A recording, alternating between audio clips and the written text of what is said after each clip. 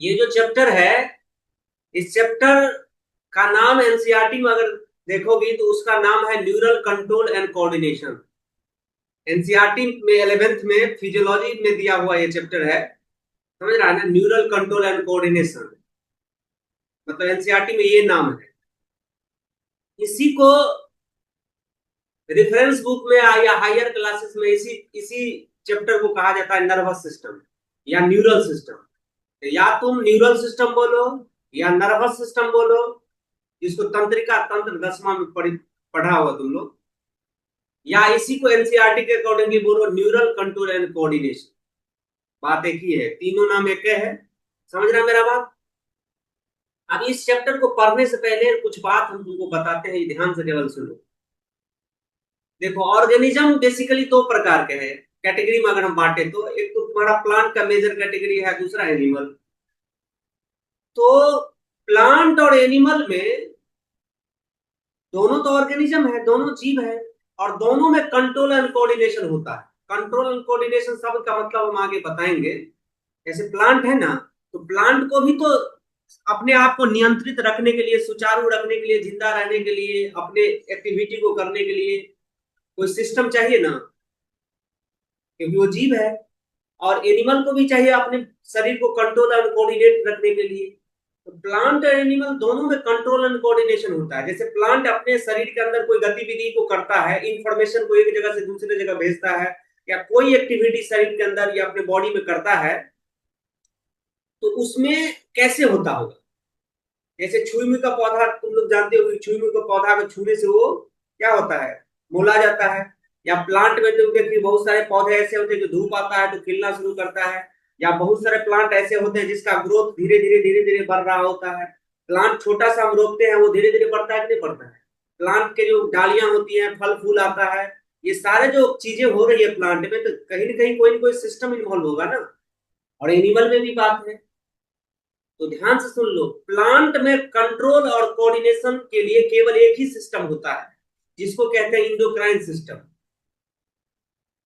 क्या कहते हैं? Endocrine system. जिसमें प्लांट हार्मोन सब के बारे में पढ़ा होगा, जिबरेलिन, साइटोकाइनिन, ऑक्सिन, ये सब पढ़ा होगा। प्लांट में नियंत्रण एवं समन्वय जो होता है, कंट्रोल एंड कोऑर्डिनेशन को ही बोलते हैं हिंदी में, नियंत्रण एवं समन्वय। प्लांट में जो नियंत्रण एवं समन्वय होता है, ये इंडोक्राइन सिस्टम के द्वारा होता है, केवल हार्मोन्स के द्वारा होता है। प्लांट में नर्वस सिस्टम नाम का कोई चीज होता ही नहीं है। प्लांट में ब्रेन थोड़ी होता है, न्यूरॉन थोड़ी होता है, तंत्रिका कोशिका, ब्रेन, नर्वस सिस्टम, ये सब कुछ नहीं होता है। प्लांट में ऐसा कुछ नहीं होता है। तो प्लांट में कंट्रोल एंड कोऑर्डिनेशन केवल और केवल इंडोक्राइन सिस्टम के द्वारा होता है। केवल और केवल इंडोक्राइन सिस्टम के द्वारा, जिसके अंतर्गत हार्मोन्स आता है, बहुत सारे हार्मोन्स। प्लांट हार्मोन्स के नाम से पढ़ा जाता है, एक अलग चैप्टर ही है जो पढ़ेंगे हम लोग आगे। लेकिन जब भी एनिमल का बात करेंगे, चाहे वो लोअर एनिमल हो या चाहे हायर एनिमल हो, एनिमल का जब बात करेंगे तो एनिमल में कंट्रोल एंड कोऑर्डिनेशन, नियंत्रण एवं समन्वय के लिए दो सिस्टम रिस्पॉन्सिबल होता है। दो सिस्टम आपस में इंटीग्रेट करके एनिमल के शरीर के जो होता है कंट्रोल एंड कोऑर्डिनेट करता है। एनिमल में दो सिस्टम होता है, एक को कहते हैं नर्वस सिस्टम और दूसरा इंडोक्राइन सिस्टम। ये दोनों सिस्टम मिल करके किसी एनिमल के शरीर के जो होता है ना फिजियोलॉजिकल फंक्शन को कंट्रोल एंड कोऑर्डिनेट करता है। समझा मेरा बात? नर्वस सिस्टम, इंडोक्राइन सिस्टम, दोनों दोनों मिल करके। इसलिए तुम ही जरा सोचो कि हम लोग के जैसे शरीर है, तो हम लोग के शरीर में दोनों चीज, हमारे शरीर तुमको पता होगा, हम लोग के शरीर में या किसी एनिमल के शरीर का अदर का भी बात करो, तो नर्वस सिस्टम है ना, ब्रेन है, स्पाइनल कॉर्ड है, तंत्रिका कोशिका सब के बारे में पढ़ते हैं। और हमारे शरीर में इंडोक्राइन सिस्टम भी तो है। इंडोक्राइन सिस्टम के अंतर्गत डिफरेंट तरह के ग्लैंड आता है, जिसके बारे में पढ़ते हैं, adrenal gland, pituitary gland, thyroid gland. ये सब ग्लैंड, सारे ग्लैंड किसके अंतर्गत आ रहा है? इंडोक्राइन सिस्टम के अंतर्गत आ रहा है। तो कहने का मेरा मतलब, ये दोनों चीज तो हमारे शरीर के अंदर ही है ना, दोनों सिस्टम। हमारे शरीर को ऑपरेट करने के लिए, कंट्रोल और कोऑर्डिनेट करने के लिए दोनों सिस्टम मिल करके करता है। किसी एक के द्वारा शरीर का नियंत्रण एवं समन्वय संभव नहीं है। एनिमल ज्यादा कॉम्प्लेक्स है प्लांट के कंपैरिजन में, ज्यादा जटिल है। तभी तो दोनों सिस्टम की जरूरत पड़ रहा है ना। मेरा बात समझ रहा है ना? एनिमल ज्यादा कॉम्प्लिकेटेड है, इसलिए दो सिस्टम, इंडोक्राइन सिस्टम केवल कैपेबल नहीं हो सकता, इसलिए नर्वस सिस्टम इंडोक्राइन दोनों मिल करके कर रहा है कंट्रोल इनको। इसलिए ध्यान रखना, एक तो तुमको यहां से स्पष्ट हो रहा होगा कि एनिमल के कॉम्प्लेक्सिटी प्लांट से ज्यादा है, ऐसा लग भी रहा होगा क्योंकि प्लांट एनिमल ज्यादा एक्टिविटी भी करता है। एनिमल जैसे हम लोग अगर बात करें, एनिमल में भी एक बात ध्यान रखना, सारे वर्टिब्रेट्स और सारे एनिमल में सबसे ज्यादा कॉम्प्लेक्स हम लोग है, ह्यूमन है, क्योंकि ह्यूमन के पास थॉट्स है, ये सेल्फ कॉन्शियस है। सेल्फ कॉन्शियस का मतलब खुद के बारे में भी सोच सकता है। कोई एनिमल दुनिया में है जिसको ये पता रहे कि बुखार लगा तो कालपुल खाना है, अगर पैर में दर्द हो गया है तो जेरोडोल एसपी ले लेना है, या कोई भी इस तरह का खाना है मेडिसिन।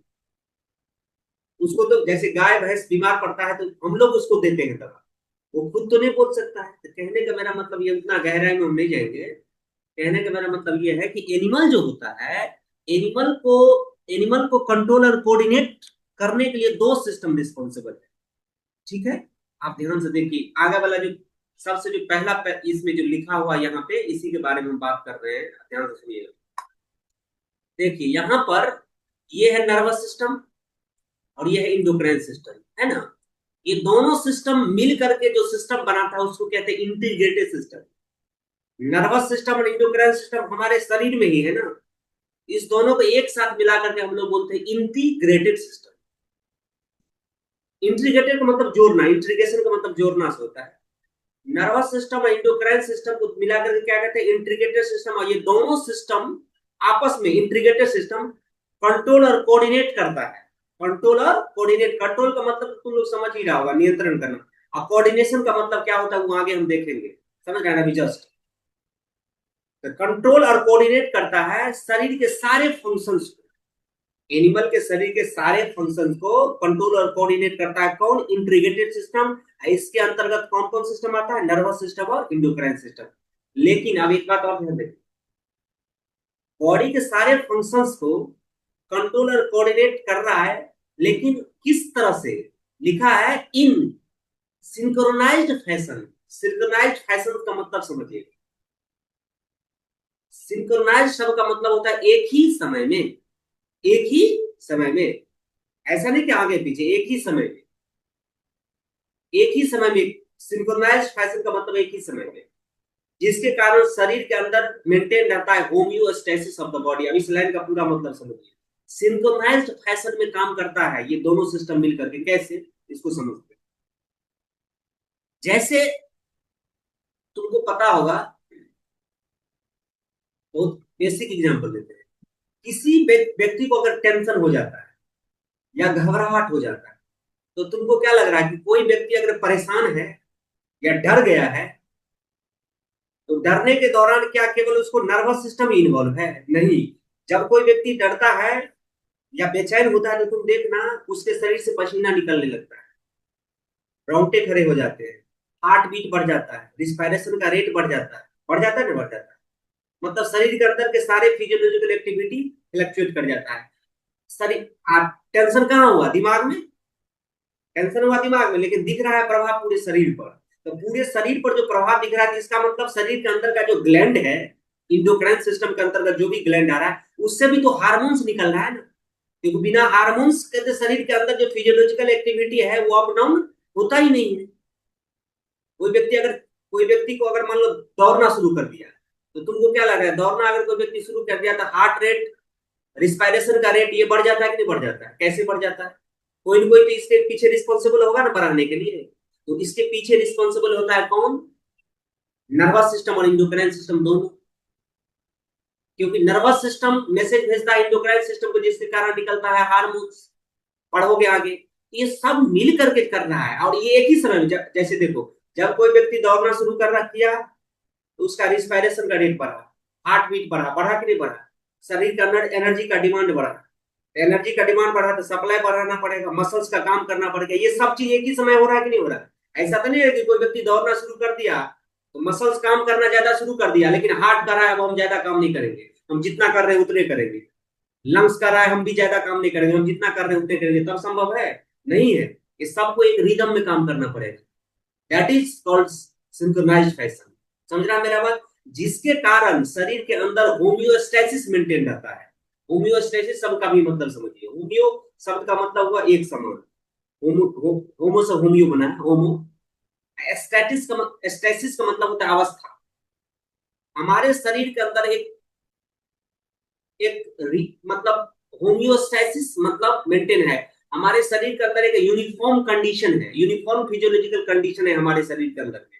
जैसे हमारा शरीर का तापमान एक फिक्स है ना कि 37 डिग्री सेल्सियस होना चाहिए।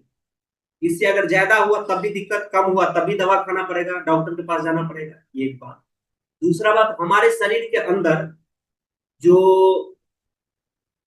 पीएच है हमारे ब्लड का, वो कितना होना चाहिए, ये भी तो एक बात है ना। 7.3 या 4 होना चाहिए। बहुत ज्यादा हुआ तब भी गड़बड़, बहुत कम हुआ तब भी गड़बड़। हीमोग्लोबिन कितना होना चाहिए, ये भी एक फिक्स है कि नहीं है। तो सब चीज का देखो तो एक स्पेसिफिक डेटा है, जिसको हम बोलते हैं ऑप्टिमम वैल्यू। हमारे हम अगर कोई हेल्दी व्यक्ति है तो उसको कैसे कहते हैं हम हेल्दी है? हेल्दी कहते हैं इस आधार पर ना कि शरीर के अंदर जो भी चीजें हैं वो सामान्य अवस्था में है, ना तो ज्यादा है ना तो कम है। इसको बोलते हैं होमियोस्टेसिस, मेंटेन रहना। और होमियोस्टेसिस शरीर के अंदर मेंटेन कब रहेगा? जब शरीर के अंदर के सारे जो ऑर्गन्स है, खास करके इंडोक्राइन सिस्टम, नर्वस सिस्टम, ये सभी जो है ये एक सिंक्रोनाइज्ड फैशन में काम करें, तभी तो कंट्रोल और कोऑर्डिनेट हो पाएगा शरीर के अंदर का जितने भी फिजियोलॉजिकल एक्टिविटी है। Getting your point? ये इतना बात था, इतना में कोई दिक्कत है तो बताओ, फिर तब आगे बढ़े। बताइए, कोई दिक्कत किसी को?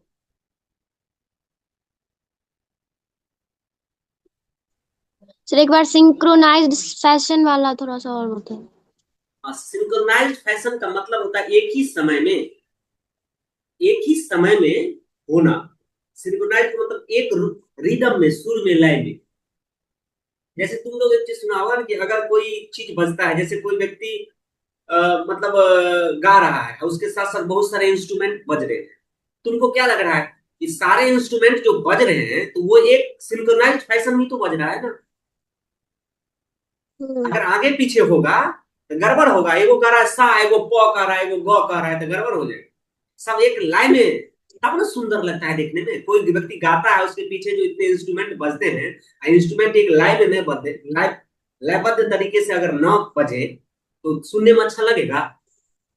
सिंपल वही बात हाँ। हमारे शरीर के अंदर भी है कि सारे जो कंट्रोल और कोऑर्डिनेट हो रहा है, सारे फंक्शंस का, ये सिंक्रोनाइज फैशन में ही होना चाहिए। अगर ऐसा ना होगा तो फिर गड़बड़ है। समझी मेरा बात? एक सुर में, एक लाइन में, यस सारी सर। शरीर के अंदर की एक्टिविटी क्लियर है? बोलो, यस सर। क्या हुआ? Yes sir. अब आगे हम लोग बात करते हैं। अब इसको समझो। एनिमल के एनिमल में नियंत्रण एवं समन्वय के लिए, कंट्रोल एंड कोऑर्डिनेशन के लिए दो सिस्टम होता है, अभी बोले हैं। एक को बोलते हैं नर्वस सिस्टम, दूसरा को बोलते हैं इंडोक्राइन सिस्टम। जैसे ये एक आदमी है, ये क्या है, ये एक आदमी है, ये आदमी है। अब इसमें दो सिस्टम इन्वॉल्व है। जैसे एक को कह रहे हैं नर्वस सिस्टम और दूसरा को क्या करें, इंडोक्राइन सिस्टम। ये नर्वस सिस्टम को समझ लो, ये बड़ा भाई है। कौन है ये? बड़ा भाई। और ये क्या है? छोटा भाई है। ये छोटा भाई है, ठीक है। नर्वस सिस्टम बड़ा भाई और इंडोक्राइन सिस्टम को हम क्या करें, छोटा भाई। ये दोनों मिल करके रेगुलेट कर रहा है बॉडी को, कंट्रोल एंड कोऑर्डिनेट कर रहा है बॉडी। अब एक बात और ध्यान समझो, नर्वस सिस्टम और इंडोक्राइन सिस्टम ये दोनों आपस में एक दूसरे को भी रेगुलेट करता है। दोनों जुड़ा हुआ है ना। अभी तुम बोले ना कि अगर कोई, अब इसको तुम कैसे साबित करो, मतलब कैसे हम इसको एक्सप्लेन करेंगे, ये आगे हम बात करेंगे। तो कैसे ये दोनों जुड़ा हुआ है, सब धीरे धीरे समझ में आएगा। नर्वस सिस्टम जो है, नर्वस सिस्टम के काम करने का तरीका और इंडोक्राइन सिस्टम के काम करने का तरीका थोड़ा डिफरेंट है। तो अच्छा, एक बात तुम लोग को ये लगेगा कि सर ये चीज बताइए, जब कंट्रोल और कोऑर्डिनेशन नर्वस सिस्टम भी कर रहा है, इंडोक्राइन सिस्टम भी कर रहा है, और प्लांट में केवल इंडोक्राइन सिस्टम ही कर रहा है कंट्रोल एंड कोऑर्डिनेशन, फिर एनिमल में नर्वस सिस्टम की जरूरत क्यों पड़ा? ये भी तो क्वेश्चन है ना। एनिमल में इसका जरूरत क्यों आ गया? केवल इससे नहीं काम चल सकता था? तो नहीं चल सकता। अब इसका जवाब हम अभी तुमको देंगे, देखो कैसे। देखो, हमारे शरीर के अंदर कुछ कुछ फिजियोलॉजिकल एक्टिविटी ऐसे होते हैं, या कुछ कुछ स्टिमुलस ऐसा होता है जिसका रिस्पॉन्ड एट ए टाइम देना होता है, क्विक रिस्पॉन्स देना होता है। कुछ कुछ स्टिमुलस ऐसा होता है जिसका रिस्पॉन्स तुरंत देना होता है। जैसे स्टिमुलस का मतलब होता है कि किसी भी तरह का बदलाव, किसी भी तरह के बदलाव, जैसे तुमको एक चीज पता होगा, अगर मान लो कि तुम एक चीज गौर किया होगा कि जब किसी व्यक्ति के आंख पर कोई व्यक्ति अंधेरा में टॉर्च मार देता है, तो क्या क्या लग रहा है कि आंख को बंद करने में ज्यादा समय लगाता है व्यक्ति, क्या बहुत कम समय में आंख को बंद कर लेता है। जैसे किसी व्यक्ति के पैर पर मच्छर बैठ गया या हाथ पर मच्छर बैठ गया, तो उसको एहसास इस बात का, ऐसा तो नहीं कि 20 मिनट बाद होता है, जैसे ही बैठा उसी समय हो गया। जैसे किसी व्यक्ति को पैर में कांटा चुभा, चुभते ही उसको दर्द का एहसास हुआ कि नहीं हुआ। तुम ही जरा सोचो कि किसी व्यक्ति के पैर में कांटा चुभे या दर्द का एहसास 15 मिनट बाद हो, तब तो व्यक्ति का सर्वनाश हो जाएगा। तो कुछ कुछ जैसे और बढ़िया एग्जाम्पल बताते हैं, जैसे रोटी तुम लोग बनाती होगी, तो रोटी बनाने के दौरान अगर हाथ तावा में सट जाए तो क्या करते हैं, सटा करके और पकड़ लेते हैं तावा को, क्या ऐसा तो नहीं है। जितना जल्दी हो सके हाथ को वहां से हटाते हैं, क्योंकि वहां पर क्विक रिस्पॉन्स बहुत जरूरी है। अगर नहीं होगा तो नुकसान हो जाएगा, हाथ जल जाएगा, कांटा ज्यादा चुभ जाएगा, मच्छर पूरा खून पी जाएगा। समझा मेरा बात? तो हमारे शरीर के कुछ जो एक्टिविटी है, जब होने लगता है शरीर के अंदर में, तो उसका रिस्पॉन्स बहुत जल्दी देना पड़ता है। कुछ कुछ स्टिमुलस ऐसा होता है जिसका रिस्पॉन्स बहुत जल्दी देना पड़ता है। जैसे अब कुछ कुछ रिस्पॉन्स ऐसा है जिसका कुछ कुछ स्टिमुलस ऐसा है जिसका रिस्पॉन्स बहुत जल्दी देना नहीं होता। जैसे हम तुमको बोलेंगे कि जरा बिहार की स्थिति के बारे में बताओ, कि बिहार की स्थिति क्या है, क्या करोगे तुम? तुरंत जवाब दे दोगे? सोचोगे, विचारोगे, धीरे धीरे बोलोगे? या तुमको हम माइक सटा करके ये बोले कि अपने बारे में कुछ राय विचार दो, क्या करोगे? तुरंत दे दोगे? या तुमसे कोई बात, कि कोई व्यक्ति तुम्हारे फ्रेंड कोई बात मनवाने के लिए तुमको बोले कि ये बात तुम मान जाओ ना, प्लीज मान जाओ मान जाओ, तुम क्या करोगे? तुरंत मान जाओगे? बोलोगे सोचेंगे, विचारेंगे, देखेंगे? तुमको बहुत अगर वो जिद करेगा तो बोलेंगे विचार करके बताएंगे। क्योंकि वैसा उस तरह के सिचुएशन में तुरंत डिसीजन लेना होता ही नहीं है। कोई जरूरी है कि तुरंत डिसीजन ले, कोई जरूरी नहीं है कि तुरंत डिसीजन ले ही। मेरा बात समझ रहा है? मेरा बात तो ये चीज है। तो शरीर के अंदर कुछ कुछ जो एक्टिविटी होता है उसमें रिस्पॉन्स बहुत जल्दी करना होता है, और कुछ कुछ में रिस्पॉन्स देरी से भी कर सकते हैं। समझा मेरा बात? तो अब यहां से समझिए कि नर्वस सिस्टम क्या करता है। इसमें एनसीईआरटी लिखा है कि नर्वस सिस्टम में क्या लिखा है, जरा देखो नर्वस सिस्टम में क्या लिखा है। लिखा है नर्वस सिस्टम में provide well organised network, point to point specific connection. इसका इसका मतलब समझिए, कह रहा है कि नर्वस सिस्टम के द्वारा जो, नर्वस सिस्टम किस तरह से कंट्रोल एंड कोऑर्डिनेशन करता है, कह रहा है प्रोवाइड वेल ऑर्गेनाइज्ड नेटवर्क। इसका नेटवर्क जो होता है शरीर के अंदर में वेल ऑर्गेनाइज्ड होता है। अब point to point specific connection होता है इसका, समझ रहा है ना? स्पेसिफिक कनेक्शन मतलब ये कि जहां पर स्टिमुलस दोगे ना, उस व्यक्ति को एहसास होगा कि किस जगह दिया है। जैसे तुमको अगर पीछे से कोई टच करेगा,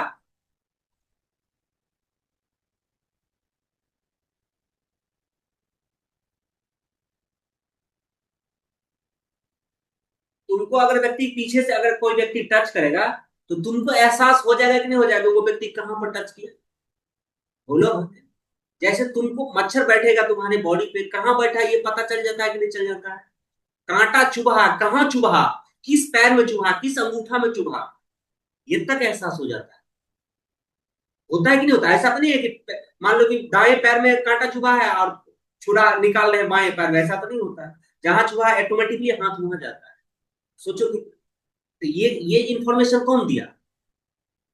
ये इंफॉर्मेशन ब्रेन को दिया कौन? नर्वस सिस्टम के द्वारा ही तो गया। हमारे पैर पर मच्छर बैठा या कांटा चुभा, वहां से इंफॉर्मेशन नर्वस सिस्टम जो होता है, ये नर्वस न्यूरॉन के द्वारा ये चला जाता है ब्रेन के पास। ब्रेन के पास इंटरप्रिटेशन होता है कि कांटा चुभा, मच्छर काटा, या कोई व्यक्ति टच किया, या कुछ चीज छू दिया, इस तरह की चीज हुआ, फिर हम तुरंत रिस्पॉन्स करते हैं, या तो पैर हटा लेते हैं, या जो भी चीज करना रहता है रिस्पॉन्ड करते हैं कि नहीं करते। तो इसका मतलब ये हुआ कि नर्वस सिस्टम का जो नेटवर्क है ये वेल ऑर्गेनाइज्ड है, पूरे शरीर में है। समझा मेरा बात ना, पूरे शरीर में है।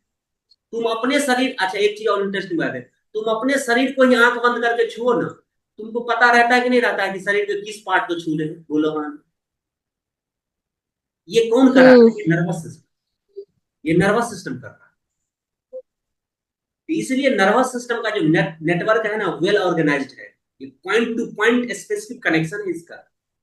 लेकिन इंडोक्राइन सिस्टम में ऐसा बात नहीं है। ये ये इसका मीन लिखा है कि provide provide chemical integration by hormone. इसका जो मतलब ये इसका जो नेटवर्क है ना, ये पूरा ब्रॉड है, पूरा फैला हुआ है। ये इस तरह से ये नहीं काम करता जिस तरह से नर्वस सिस्टम काम करता है। ये समझ रहा है ना, इसका रिस्पॉन्स वाइड होता है, इसका रिस्पॉन्स क्विक होता है। आगे हम बात करेंगे रिस्पॉन्स में, जरा देखो क्या लिखा है इसमें, क्विक रिस्पॉन्स होता है, नर्वस सिस्टम तुरंत रिस्पॉन्ड करेगा। समझ रहा है ना, तुरंत रिस्पॉन्ड कर रहा है। जैसे ही तावा से हाथ सटा, हाथ खींच लिए। ये कौन, इसमें कौन इन्वॉल्व था? Nervous system. Nervous system. कांटा चूहा पैर में, आप पैर के हट से हटा लिए, कांटा निकालने लगे, ये कौन इसमें इन्वॉल्व था? Nervous system. समझा मेरा बात? Nervous system. इसलिए नर्वस सिस्टम जो होता है, इसका रिस्पॉन्स क्विक होता है, बहुत जल्दी। लेकिन एक और इंटरेस्टिंग बात है, क्या है? लेकिन शॉर्ट लाइफ होता है। शॉर्ट लाइफ मतलब बहुत कम समय के लिए। जैसे तुम एक चीज देखो, अगर तुम तुमको पीछे से कोई ऐसे टच किया, जब तक ऐसे करके टच किया हुआ तब तक तुमको एहसास हो रहा है कि कोई चीज टच किया है, या मच्छर बैठा तो लग रहा है मच्छर बैठा है। लेकिन जैसे ही हट गया तो उसके बाद वो खत्म हो गई, वहीं पर वो चीज खत्म हो गया कि नहीं हो गया? अब तुम बोलेगे एक बार कि सर हाथ पक जाता है तो उसमें दर्द का एहसास तो हो ही रहता है, हो रहा है, तो वो एक अलग बात है। वो तो प्रोटेक्टिव मैकेनिज्म है। अगर किसी व्यक्ति का हाथ जल जाए और दर्द हो ही नहीं तो फिर मुश्किल है। तो वो एक प्रोटेक्टिव मैकेनिज्म है। लेकिन इन जनरल ऐसे हम बात करें कि कोई व्यक्ति टच करे, या कोई चीज से तुम्हारा हाथ टच कर गया, तो जैसे ही वहां से वो चीज हटा देते हैं, तो हटा देने के बाद जो होता है वो सारी कहानी खत्म हो जाता है। इसलिए नर्वस सिस्टम में जो रिस्पॉन्स होता है क्विक होता है, लेकिन शॉर्ट लिव्ड होता है, कुछ ही समय के लिए होता है। लेकिन इंडोक्राइन सिस्टम में क्या होता है, जरा देखिए, वाइड होता है। वाइड मतलब बहुत विस्तार। कोई व्यक्ति तुमको गाली दे दिया, सोचो, पूरे शरीर में कहानी चलेगा कि नहीं चलेगा? जैसे तुमको, तुम कहीं पर गई, या बहुत तुमको अच्छा लगा, बहुत इंटरटेन की, बहुत खुश महसूस कर रहे हैं, क्या लग रहा है? बहुत खुश। कोई आदमी गम में या खुशी में होता है तो एक सेकंड के लिए होता है, एक मिनट के लिए होता है, कि कम से कम एक आध दिन, एक आध घंटे के लिए होता है, हमको ये बताओ। खुश आदमी एक मिनट के लिए तो नहीं होता है। खुश होता होगा तो थोड़ा देर एक के आध लिए घंटे। होता है ना, या एक दिन के लिए हो, 2 दिन के लिए। या गम में रहता है आदमी तो कुछ, वो भी कुछ ड्यूरेशन के लिए होता है, आवर या डे में होता है। तो ये सब जो चीजें हो रही है, ये सब चीजें इंडोक्राइन सिस्टम करा रहा है, हार्मोन के चलते हो रहा है। ये हार्मोन करा रहा है। जैसे कोई व्यक्ति को किसी से पंगा हो गया, झगड़ा हो गया, बीपी सब चीज बढ़ जाता है। क्या लग रहा है, किसी व्यक्ति को गुस्सा आता है तो क्या गुस्सा आ जाता है और फिर तुरंत चला जाता है? बोलो हाँ। नहीं। गुस्सा, हाँ, गुस्सा और प्यार किसी नहीं व्यक्ति सर। को आता है तो एक समय के बाद वो खत्म होता है।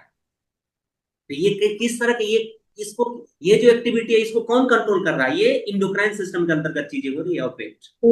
समझी मेरा बात? इसलिए ये बात ध्यान रखिएगा, इंडोक्राइन सिस्टम का जो रिस्पॉन्ड है वाइड है, बहुत फैला हुआ। स्लो है, धीरे धीरे।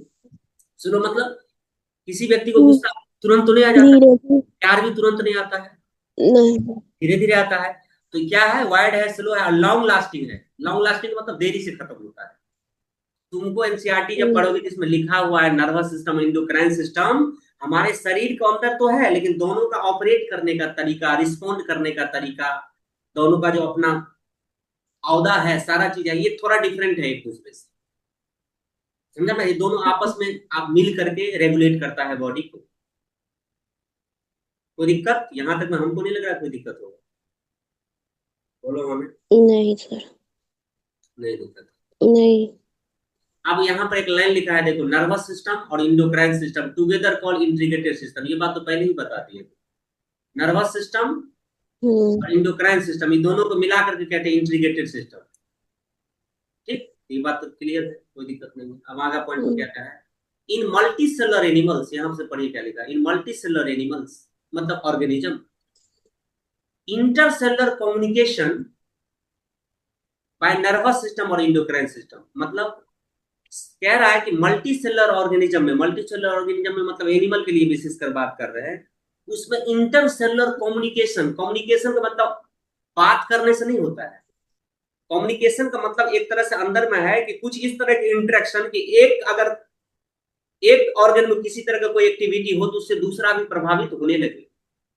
जैसे एक इंटरेस्टिंग बात बताते हैं, कोई व्यक्ति अगर मान लो दौड़ना शुरू करता है, दौड़ना शुरू करता है, तो मसल्स जो होता है ये काम करना ज्यादा शुरू कर दिया ना, बोलो हाँ ने, मसल्स ज्यादा काम करने लगे ना दौड़ेगा तो, दूसरा मसल्स ज्यादा काम करना शुरू कर देगा।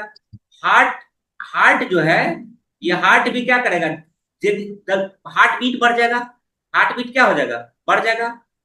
उसके बाद जो रिस्पायरेशन है, सांस का दर है, रिस्पायरेशन भी क्या होगा, ये भी बढ़ जाएगा। ये सारे चीज जो बढ़ जाएगा, लेकिन तुम जरा इंटरेस्टिंग बात है कि देखो ये सब अलग अलग सिस्टम है। रिस्पायरेटरी सिस्टम किसके अंतर्गत आता है, nervous system, sorry, respiratory system जो आता है ये किसके अंतर्गत आता है, मतलब रिस्पायरेटरी रेट जो होता है रिस्पायरेटरी सिस्टम के अंतर्गत आता है, पढ़ा है तुम लोग। हार्ट जो होता है ये सर्कुलेटरी सिस्टम के अंतर्गत आता है, मसल्स आता है स्केलेटल कंकाल तंत्र के अंतर्गत। लेकिन एक चीज होने से ये सब चीज जुड़ा हुआ है। कोई व्यक्ति दौड़ना शुरू कर दिया, मसल्स ने काम करना ज्यादा शुरू किया, तो मसल्स काम करना ज्यादा शुरू किया तो उसको एनर्जी ज्यादा चाहिए, और एनर्जी उसको ज्यादा कम मिलेगा जब उसके तक ब्लड पहुंचेगा ना, क्योंकि ब्लड में ना ऑक्सीजन है, न्यूट्रिएंट है, ग्लूकोज है। अब ब्लड कैसे ज्यादा पहुंचेगा, जब हार्ट जल्दी जल्दी पंप करेगा, सांस जल्दी जल्दी हम लेंगे, तब ना शुद्ध होगा ब्लड। ये सब जुड़ा हुआ है, ये सब क्या है, जुड़ा हुआ है, ये बात ध्यान रखिएगा, ये सब इंटीग्रेटेड है। तो इसलिए शरीर के अंदर इंटर कम्युनिकेशन का मतलब वही है कि नर्वस सिस्टम और इंडोक्राइन सिस्टम ये दोनों आपस में कम्युनिकेट करता है, इंटरसेलुलर कम्युनिकेशन होते रहता है शरीर के अंदर में। तब जाकर के मल्टी सेलुलर जो ऑर्गेनिज्म होता है, एनिमल होता है, उसका बॉडी जो है वो सुचारू रूप से काम कर पाता है।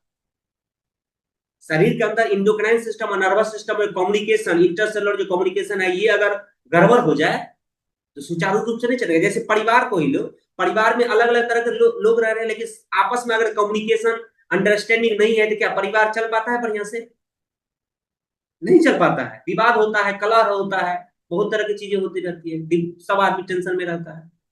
तो वही बात यहाँ पर भी लागू, ये बात ध्यान रखिए।